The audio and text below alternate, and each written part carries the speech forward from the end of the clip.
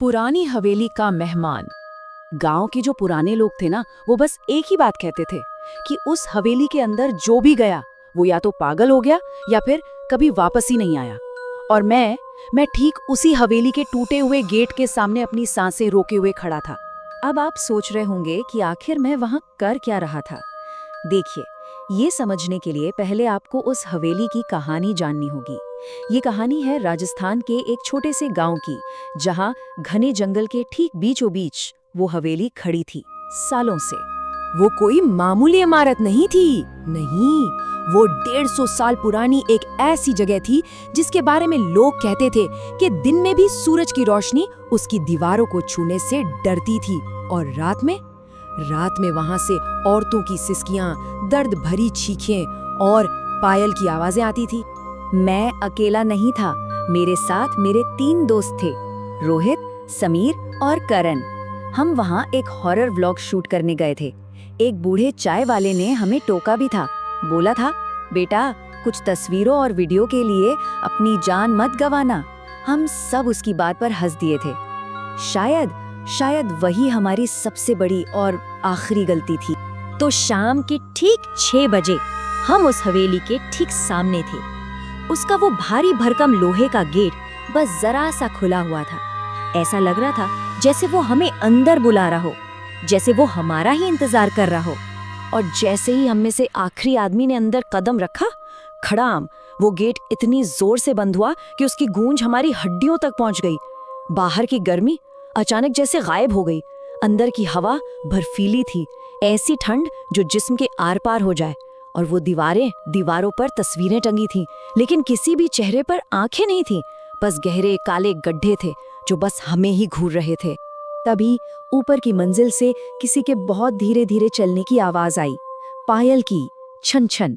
इस वीरान सुनसान हवेली में हमारे सिवा और कौन हो सकता था।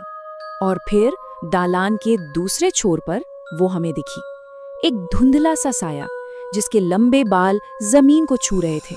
उसका चेहरा तो साफ नहीं था, पर हमें पता था कि वो हंस रही थी, एक खामोश हंसी जिसमें कोई आवाज नहीं थी, सिर्फ दहशत थी।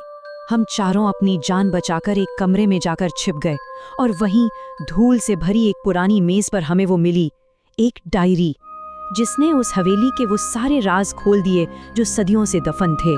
उसके पन्ने पुराने और पीले पड़ चुके थे और लिखावट कांप रही थी। लिखा था, मेरा नाम कमला है, इसी हवेली में मुझे दुल्हन बनाकर लाया गया था और इसी हवेली के आंगन में मुझे जिंदा जला दिया गया। उसके आखिरी पन्ने पर खून से सने अंगूठों के निशान, पर जिस चीज ने सच में हमारे होश उड़ा दिए वो उस आखिरी पन्ने पर लिखी तारीख थी अमावस्या की रात। और आज भी अमावस्या की ही रात थी। और जैसे ही हमें ये एहसास हुआ, हवेली का खेल पूरी तरह बदल गया। अब ये कोई हॉरर लोकेशन नहीं थी, नहीं, ये एक जाल था। और हम अब सिर्फ व्लॉगर नहीं थे, हम उसके मेहमान बन चुके थे। क्लिक, हमारा कैमरा अचानक बंद हो गया।